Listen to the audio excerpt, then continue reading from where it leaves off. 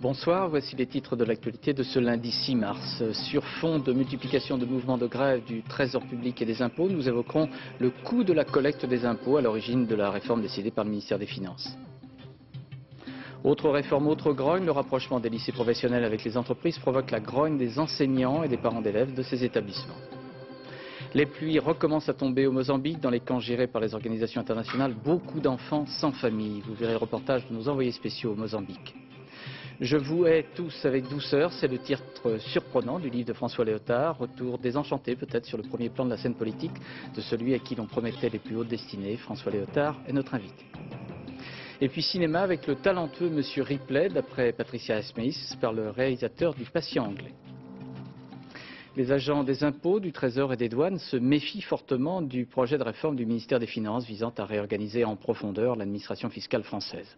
Aujourd'hui, plusieurs mouvements de grève ont affecté la région parisienne où le service informatique est bloqué, mais aussi les régions comme Rennes, Marseille ou encore La Réunion. Les syndicats craignent la fermeture de centres en zone rurale et des suppressions d'emplois, mais ils ne peuvent éviter le débat sur le coût de la collecte des impôts, un coût parmi les plus élevés au monde. Reportage Jean-Bernard Schmitt, François Privat et Pascal Caron. Voilà un rendez-vous qui n'aura peut-être bientôt plus lieu. Les trésoreries n'accueilleront plus les particuliers qui devront se rendre dans leur centre des impôts. Un guichet unique pour le calcul et la collecte fiscale. Fini donc la double administration.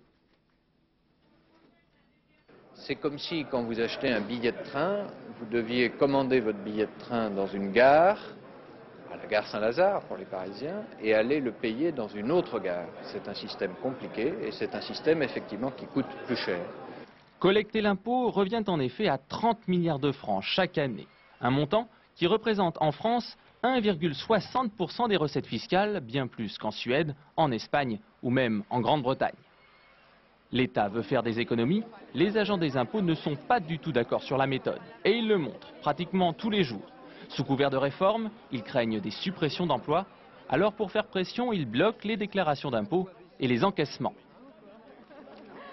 Si M. Sauter ne veut pas s'asseoir autour d'une table et négocier avec les organisations syndicales pour un bon projet de réforme, nous allons petit à petit bloquer les ressources de l'État.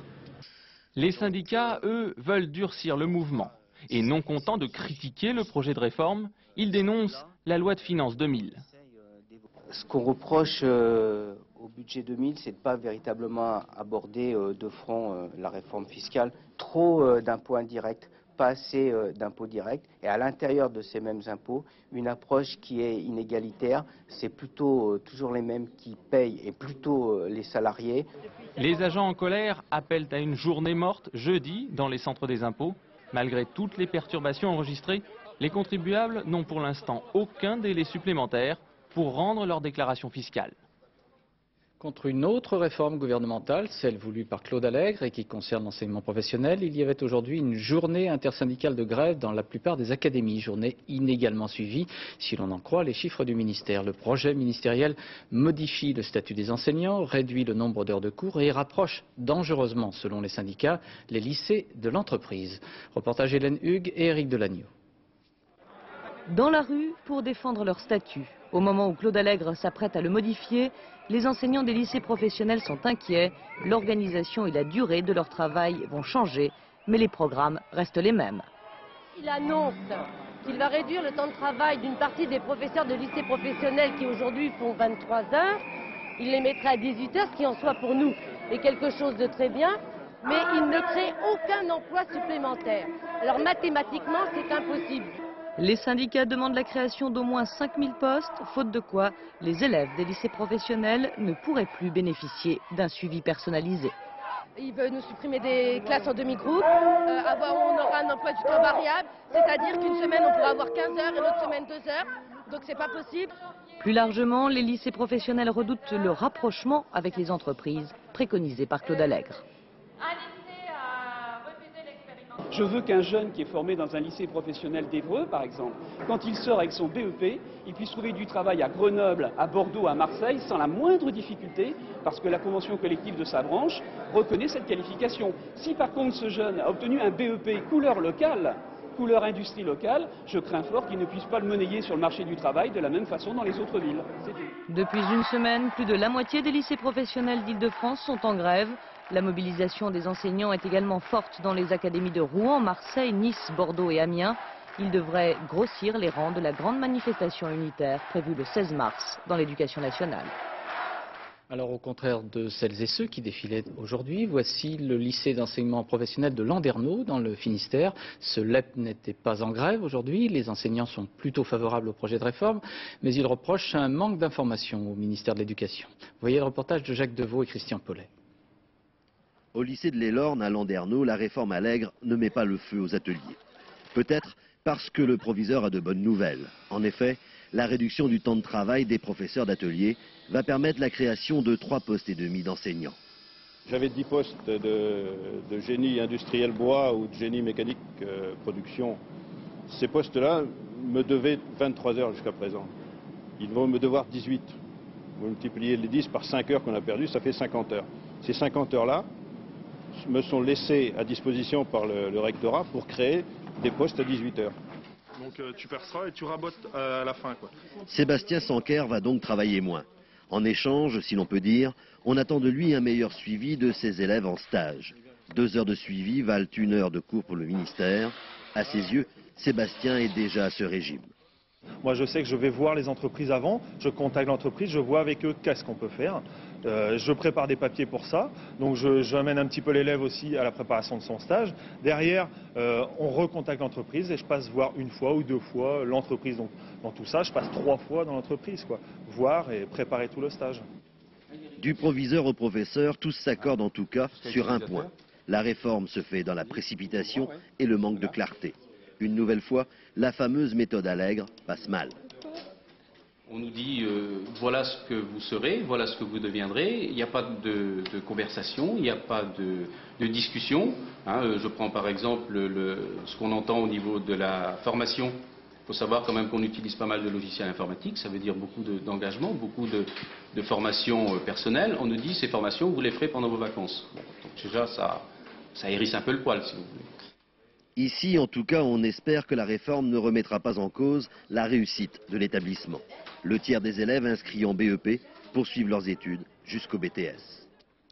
Le groupe Alstom Power, qui avait annoncé la semaine dernière 1500 suppressions d'emplois en France, confirmait aujourd'hui son désengagement du site de Lys-les-Lannoy dans le Nord, spécialisé dans la construction de chaudières, et donc la suppression de 330 postes de travail. Et puis le groupe aérospatial Matra s'apprêterait à supprimer 2000 emplois selon le journal La Tribune. Confirmation peut-être demain.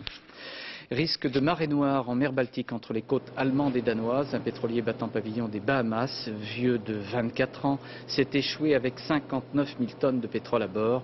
Aucune avarie n'a été signalée pour l'instant et les risques de pollution sont, dit-on, pour l'instant faibles.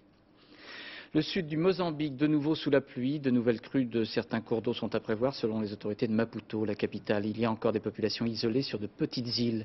Une population menacée de choléra, paludisme et dysenterie. Et même dans les camps qui viennent d'être installés pour les sinistrés, on manque souvent d'électricité, de carburant pour faire fonctionner les pompes d'eau potable. Et puis, l'on remarque dans ces camps surtout un grand nombre d'enfants sans famille. Reportage de nos envoyés spéciaux au camp de Chibuto, c'est à 200 km au nord de la capitale du Mozambique, avec Olivier Galzi et Olivier Robert. Elle a 6 jours, elle est née dans les inondations, elle n'avait pas de nom. La femme qui l'a recueillie a décidé aujourd'hui de l'appeler Esperanza, espoir. On était entourés par l'eau. L'hélicoptère est venu nous sauver, dit-elle. Moi j'ai pu monter, mais après il était plein. Alors sa mère m'a tendu son bébé, elle m'a dit « Sauve-le ». Elle pensait que l'hélicoptère reviendrait la chercher. Il n'est jamais revenu.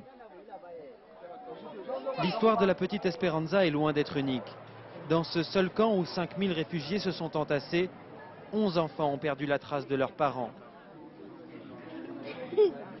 Christine et son organisation ont entrepris d'enregistrer les noms des rescapés et de réunir les familles qui pourraient encore l'être.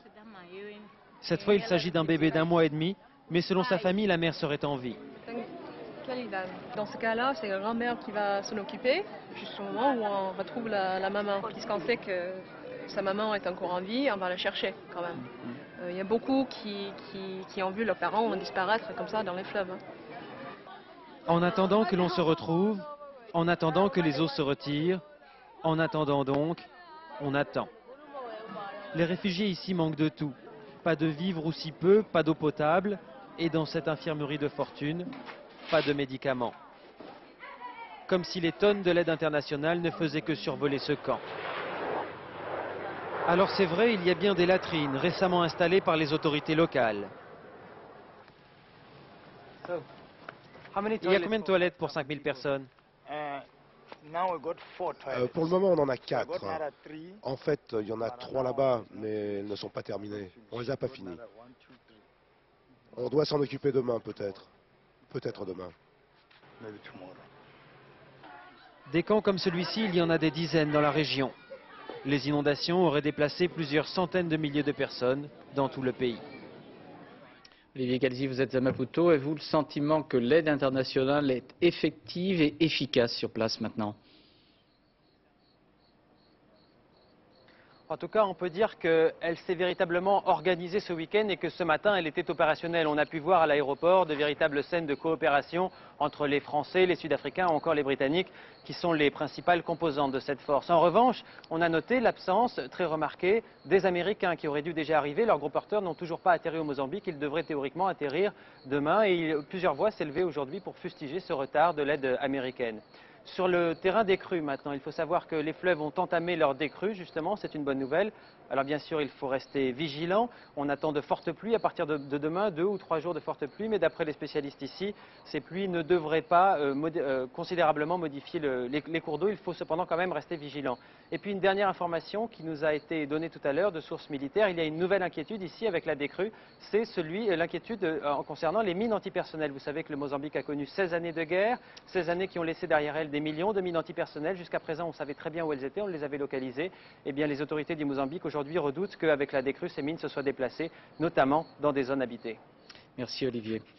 En Algérie, le report de la tournée d'Enrico Macias était ce matin à la une de la plupart des journaux. Rude coup pour Bouteflika, titrait ainsi le journal El Watan en évoquant les manœuvres de milieux islamo-intégristes, mais également conservateurs. Et pourtant en Algérie, la rue attendait le chanteur, même si dans les dernières heures, les polémiques, voire les affrontements s'étaient accumulés pour des raisons très diverses et pas seulement religieuses. Commentaire Jérôme Bonny avec Abderrahmane Bouzidi. Quelles sont jolies les filles de mon pays. Un peu écorchées, les vieilles chansons d'Enrico Macias sont encore sur les lèvres dans cette Algérie déçue à l'annonce du report de sa tournée. Dommage, c'est vraiment dommage. Parce que mes parents l'adorent et puis voilà, ils ont aimé... C'est l'enfant du pays. Voilà, c'est ça. C'est un Algérien. C'est un Algérien quand même. Enrico Macias ne jouera pas en Algérie cette musique arabo-andalouse de Constantine, pas pour le moment en tout cas. Et c'est un revers pour la politique d'ouverture du président Bouteflika qui était lui-même à l'origine de ce retour. Le président de l'Algérie me demande, comme un enfant d'Algérie, de retourner dans mon pays. Levée de boucliers dans les milieux conservateurs et islamistes, problème d'organisation, la tournée est reportée. Ça a réveillé une opposition fondamentale. D'un côté, les ultra-conservateurs qui, par hyper-nationalisme, voient mal une évocation du retour des pieds noirs. D'autre part, parce qu'Enrico Macias appartient à la communauté juive, des vieux fantasmes sur le sionisme présumé d'Enrico Macias, le problème d'Israël qui ressort bien entendu. J'ai quitté mon pays, j'ai quitté ma maison. Après 40 ans d'exil, Enrico Macias ne renonce pas. Il compte bien retrouver ses racines en juin prochain, peut-être. Inch'Allah, comme on dit là-bas. En Cisjordanie, l'autorité palestinienne a libéré la nuit dernière 29 étudiants qui furent emprisonnés après les incidents accompagnés de jets de pierre il y a 10 jours contre le Premier ministre Lionel Jospin. C'était à l'université de Birzeit. Au Chili, dans l'attente de son investiture à la présidence de la République, le nouveau président Ricardo Lagos expliquait hier dans un hebdomadaire qu'il ne pardonnerait jamais à Augusto Pinochet et qu'il était de son devoir de créer les conditions de son jugement. Une levée de l'immunité parlementaire du sénateur à vie Pinochet a été demandée, mais on était attentif, surtout ce soir à Santiago du Chili, à une rencontre des militaires avec des militants des droits de l'homme. Reportage de nos envoyés spéciaux au Chili, Dominique Derda et Édouard Perrin. Il ne dira rien parce que sa fonction le lui interdit, mais son geste vaut tous les discours. 3 jours après le retour d'Augusto Pinochet au Chili, le juge Guzmán Tapia dépose devant le tribunal de Santiago la demande de levée d'immunité du sénateur à vie. Le processus judiciaire est lancé et nul ne peut prédire où il aboutira. Au même moment, à quelques rues de là, dans un bâtiment du ministère de la Défense, va se tenir une réunion de la plus haute importance. On appelle ça la table du dialogue. En août dernier, pour la première fois, 10 mois après l'arrestation en Angleterre de l'ancien dictateur, des militaires, des avocats défenseurs des droits de l'homme, des représentants des églises, des historiens ont accepté de s'asseoir côte à côte pour tenter de refermer les blessures qui rendent impossible aujourd'hui encore toute réconciliation nationale. Ils sont plus d'1 millier, ceux dont les corps n'ont toujours pas été retrouvés. Les victimes de la dictature arrêtées, torturées, exécutées entre le coup d'État du 11 septembre 1973 et fin 1986. La table du dialogue jusqu'à présent n'a donné aucun résultat et l'accueil triomphal réservé par l'armée à son ancien chef fait craindre le pire aux défenseurs des droits de l'homme. Ce n'est pas seulement un problème de l'armée, c'est un problème de pinochetisme, tant civil que militaire. Les deux, avec une histoire sanglante, doit donner des explications à la population chilienne, mais aussi à la communauté internationale. À 5 jours de l'investiture de Ricardo Lagos, le nouveau président chilien, l'incertitude la plus totale pesait sur l'issue de cette ultime table ronde où le dialogue a tout d'un dialogue de sourds. Ce qui se négocie autour de cette table, ce n'est rien de moins que l'avènement de la démocratie au Chili. 10 ans après la fin de la dictature, les forces armées sont toujours indépendantes du pouvoir civil. On a pu croire, avec le retour du général Pinochet, que les militaires finiraient par baisser la garde et entrer dans le rang. Aujourd'hui, rien n'est moins sûr. En Tchétchénie, l'armée russe annonce des redditions de plus de 70 combattants tchétchènes et montre des images en affirmant avoir encerclé dans le sud du pays les dernières unités constituées des combattants indépendantistes. Mais toujours pas de nouvelles du photographe français Brice Flotio, retenu en otage depuis le 1er octobre 1999. Comment parvenir à un meilleur respect des libertés dans le monde carcéral? Le rapport rédigé sous la présidence de Guy Canivet, haut magistrat à la Cour de cassation, estime notamment nécessaire de mettre en place un organe de contrôle suprême. Explication avec Agnès Gardet et Jean-Yves Blanc. 7 mois d'enquête et d'audition compilés dans ce volumineux rapport. 200 pages. Pour une question cruciale, que se passe-t-il dans les prisons françaises? Le débat va même plus loin. Quelle forme de contrôle doit-on exercer en prison? Première proposition, il faut créer un corps spécifique et indépendant. Un organisme présidé par un contrôleur général, assisté de 20 contrôleurs. Un haut fonctionnaire, irrévocable, à l'abri des pressions. Un pouvoir d'investigation suppose évidemment qu'il puisse lui-même et ses services se déplacer comme il l'entend dans les établissements pénitentiaires, y rencontrer et y interroger qui il souhaite, détenus comme administration, et qu'il puisse avoir accès à toute la documentation, à toutes les archives nécessaires de la prison. Actuellement, la France compte 186 prisons et près de 52 000 détenus. Une population sans statut, reconnaît la Commission, soumise le plus souvent à l'arbitraire de l'administration pénitentiaire. Deuxième volet du rapport donc, les droits du détenu, avec une autre nouveauté, créer un corps de médiateur. Présent dans toutes les prisons, il serait là pour recevoir les requêtes des prisonniers. Une interface privilégiée que nombre de nos voisins ont déjà mise en place. Ce soir, le ministre de la Justice s'est engagé à ne pas laisser ce rapport dans un tiroir.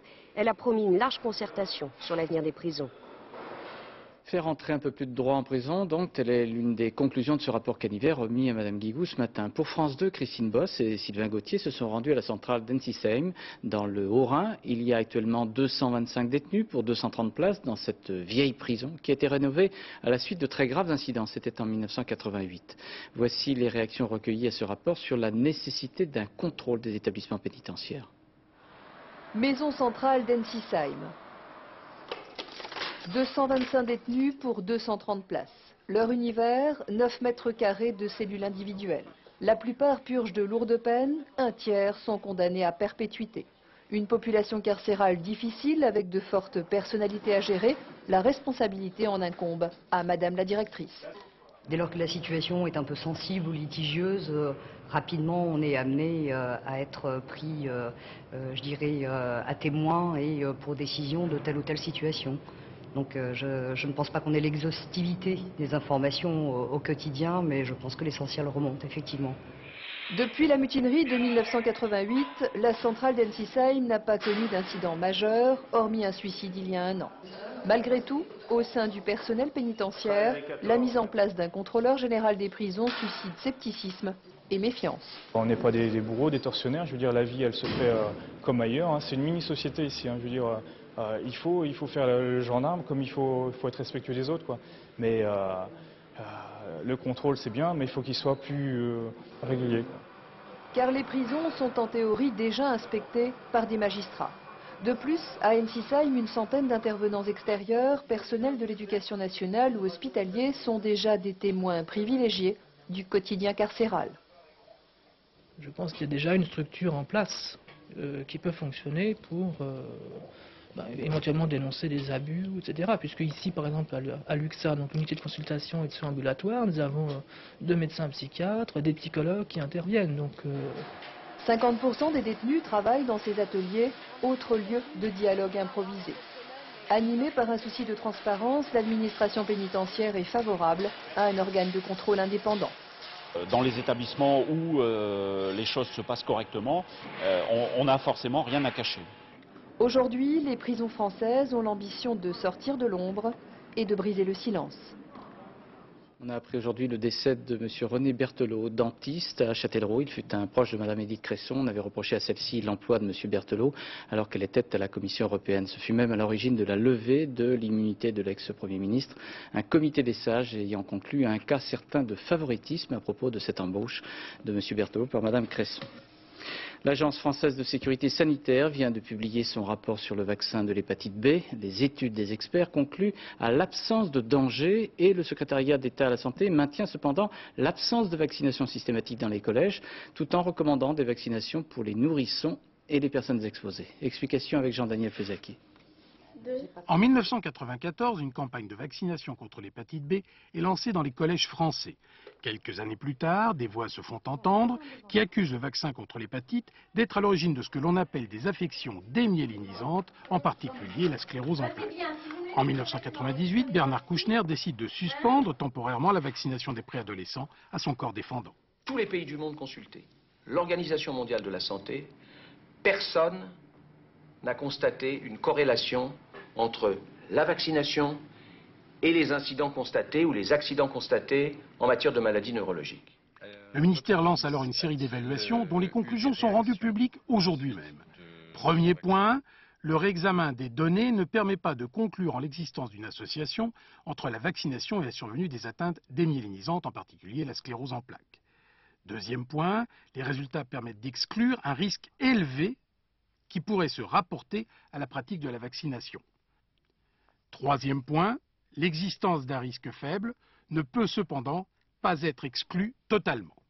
Mais une chose est sûre, pas un seul incident n'a été noté lorsqu'on a vacciné 1 800 000 enfants âgés de moins de 24 mois. Le ministère va donc recommander de vacciner les nourrissons dans leur première année. C'est le moment où la vaccination prend toute sa valeur et pour les protéger à des risques ultérieurs et puis aussi pour stopper la circulation du virus de l'hépatite B et puis entrer dans cette stratégie recommandée par l'OMS d'éradiquer la maladie. L'hépatite B tue 1000 personnes chaque année en France. En attendant les traitements antiviraux du futur, le vaccin reste la meilleure protection. Le maire de Paris, Jean Tibéri, a décidé de retirer à Françoise de Panafieux sa délégation d'adjointe au parc et jardin. Madame de Panafieux, qui avait annoncé sa décision d'être candidate à la candidature pour l'élection à la mairie de Paris, lui a répondu ainsi: Jean Tibéri n'admet pas la concurrence s'il est dans une logique politique d'intolérance. Fin de citation. Publication aux éditions Grasset d'un livre intitulé « Je vous hais tous avec douceur ». François Léotard, bonsoir. Bonsoir. Mais alors, quelle amertume, quel pessimisme sur la chose publique. Vous êtes à ce point désenchanté sur ce qui est votre métier, votre engagement? Désenchanté, oui. Oui, il y a quelque chose de ce genre dans le sentiment que j'ai aujourd'hui. J'ai voulu, si vous voulez, le titre est un peu rude, mais j'ai voulu... C'est un extrait de Saint John Perse. De Saint John Perse, il n'est pas de moi, ouais. Et j'ai voulu sortir un peu de ce qu'il y a de flatterie dans le discours politique traditionnel. Il y a toujours une façon de dire aux gens: vous êtes extraordinaire, vous êtes beau, vous êtes généreux, vous êtes gentil, et je ne pense pas vraiment cela de tout le monde. Et donc j'ai un peu voulu le lire dans le titre, qui est ensuite assez démenti d'ailleurs dans le contenu. Non seulement vous ne pensez pas ça de tout le monde, vous n'avez pas envie qu'on pense ça même de vous. Qu'est-ce que vous flagellez quand même, non? Non, je ne crois pas. Non, je pense que la sincérité amène à reconnaître les fautes ou les impuissances qui peuvent être les nôtres, à nous, hommes publics, à qui on demande beaucoup, à qui on demande de la protection et on demande de la contrainte et de la liberté, plus de sécurité, mais moins d'impôts. Je veux dire qu'il y a aussi toute cette contradiction du peuple mais alors français. vous avez un raisonnement sur l'engagement politique, vous dites qu'il est en train de vaciller. C'est-à-dire que vous êtes très pessimiste sur l'engagement politique lui-même. L'engagement national, je veux dire qu'entre l'Europe, qui envoie aujourd'hui ses soldats au Kosovo, c'est pas la France, et les territoires locaux qui demandent plus de pouvoir, quelle est la place qui reste à l'État? Je crois que nous sommes devant une crise très forte de l'État et que les Français le ressentent. Les images que vous avez montrées tout à l'heure sur les impôts, le sentiment que l'État aujourd'hui fait sa richesse sur le dos des Français, ce sentiment est largement partagé. Il y a une vraie crise de l'État, de l'État national. Alors vous dites même que l'État se dirige lui-même et que il n'y a plus que l'administration d'un côté et les marchés de l'autre. Alors moi ça m'a étonné parce que vous, le libéral, le défenseur des marchés, de la bourse, vous êtes en train de vous dire catastrophe, ça va trop vite. Non, je n'ai pas dit catastrophe, je dis que ce n'est pas si mal que la société française et les sociétés modernes aujourd'hui aspirent à se gérer elles-mêmes. Et qu'elles n'ont pas besoin d'autant de fonctionnaires, d'autant de contraintes, d'autant de directives que jadis. Ce que je veux dire simplement, c'est que ça suppose qu'on accompagne ce mouvement par des pouvoirs locaux très forts, les maires, les présidents de régions par exemple, et des pouvoirs européens beaucoup plus forts qu'aujourd'hui. Et c'est ce mouvement qu'on ne fait pas aujourd'hui. La société française n'est pas décentralisée, la société française ne gère pas ses territoires comme il conviendrait. Je vous cite un seul exemple, un seul chiffre. Dans ma région, 57% des ressources viennent de l'État. Que veut dire le mot autonomie, le mot franchise, mais en le même mot temps, liberté je ne connais locale. pas un élu local qui ne crie pas vers Paris en disant aidez-moi, aidez-moi. C'est pour ça que je dis quelquefois un peu de mal. Vous-même, vous l'avez fait, je suppose. J'ai jamais entendu une seule fois un seul ministre monter à la tribune en disant je suis content, mon budget baisse. Parce que le budget, c'est des impôts. Donc je regrette ça, et probablement j'étais dans ce cas-là, mais il y a un moment peut-être où il faut s'en rendre compte. François Léotard, qu'est-ce qui vous a poussé à faire ça? Sans entrer dans la vie privée, vous avez été victime de 2 gros problèmes cardiaques. Hein, vous avez des ennuis judiciaires qui sont toujours pas finis. Est-ce que tout ça vous a amené à vous dire j'arrête tout, la politique c'est trop dur? Non, au contraire, quand vous rencontrez l'injustice, vous avez plutôt l'envie de vous battre. Sur le plan de la santé, si vous voulez, c'est vrai que vous avez comment dire, vous supportez sur votre corps même toutes les difficultés que vous rencontrez, celles que les gens vous transmettent, celles qu'ils veulent vous faire porter, c'est tout à fait normal. Mais je l'ai accepté avec beaucoup de, comment dire, de joie même. J'ai été maire pendant 20 ans, j'ai aimé ce mandat. Toujours ce côté, je me flagelle un peu. Non, pas du tout, j'ai beaucoup aimé ça. Non, j'étais même très joyeux quand j'ai été maire. Ouais. Mais il y a un moment dans la vie, j'imagine que ça vous arrivera, vous êtes plus jeune que moi, mais comme journaliste, ça vous arrivera de faire un bilan de votre rôle dans la société. Je pense que chacun doit essayer de le faire. Votre bilan au total, quand on lit votre livre, il est assez pessimiste, il est plutôt qu'est-ce que je fais là-dedans? Alors moi, ce soir, par exemple, aujourd'hui, vous êtes candidat à quoi, par exemple? À rien. À rien.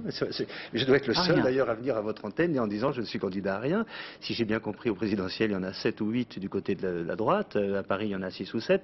Non, pourquoi être nécessairement en posture de demander quelque chose? Moi, je voudrais vous l'avez bien été. On a parlé de la bande à Léo. Oui, on disait il va être président de la République. Mais peut-être c'est la sagesse qui vient. Et je voudrais être en posture d'offrir quelque chose, pas de demander.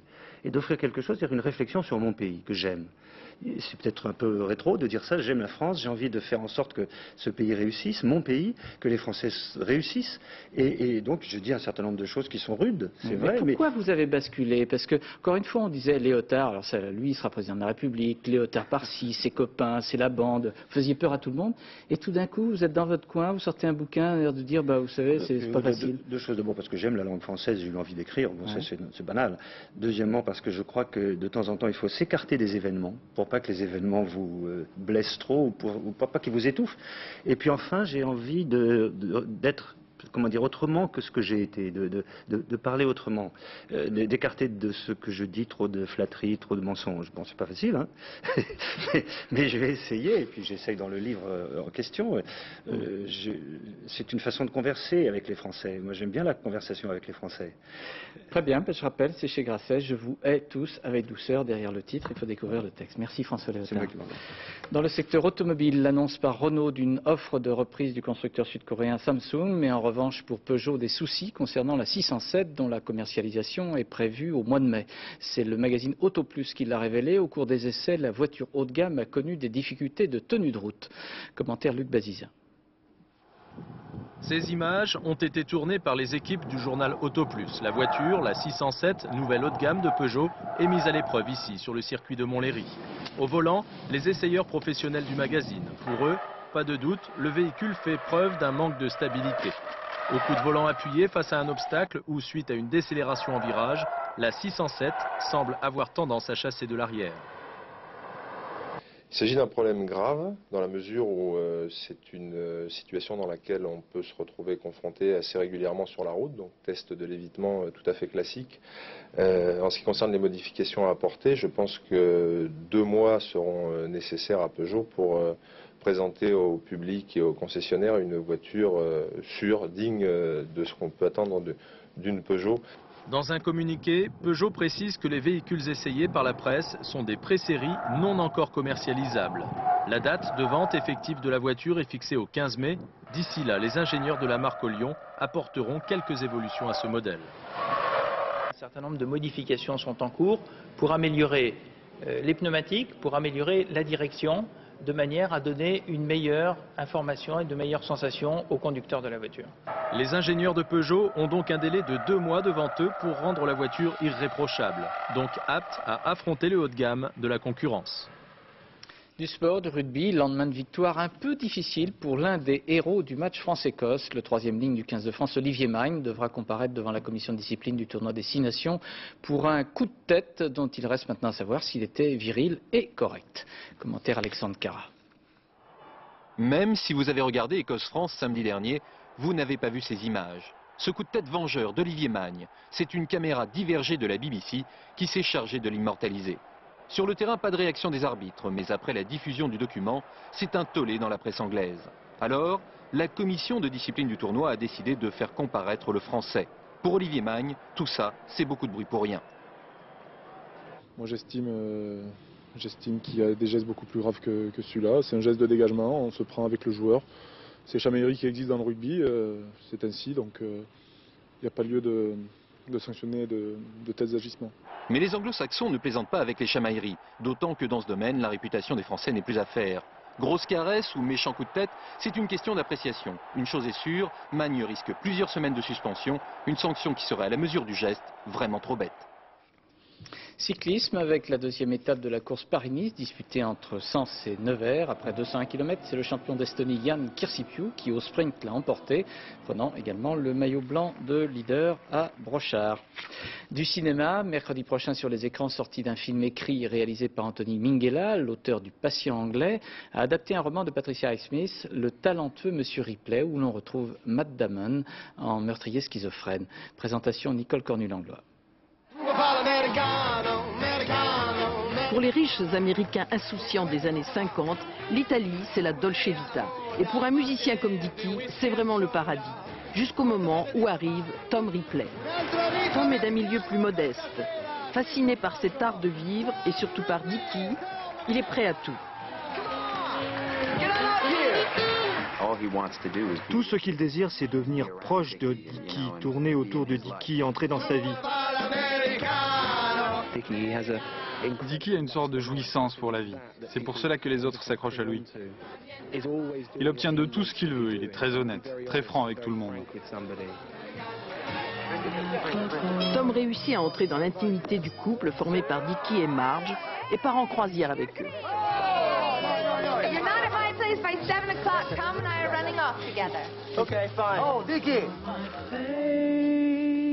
L'intérêt vient du décalage entre la surface brillante des choses et la réalité sombre et terrifiante qui couvre sous cette amitié. C'est le seul point commun avec Plein Soleil, le film mythique de René Clément. Tom est un Américain obsédé par un autre Américain. Et c'est un homme qui commet un crime, puis des crimes, sans jamais être attrapé. Dans Plein Soleil, Tom est un Français, il n'est pas obsédé par un autre homme, mais par l'argent de celui-ci, et il ne réalise pas un crime parfait. Après avoir tué Dickey, plus par accident que par détermination, Tom tente de prendre sa place et son identité, ce qui éveille la suspicion des proches de Dickey comme sa fiancée. What? You have Dickey's rings.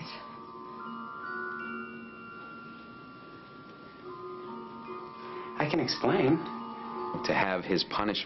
Recevoir un châtiment par une autorité légale pour une faute commise, c'est mieux que d'être condamné à vivre avec sa propre culpabilité.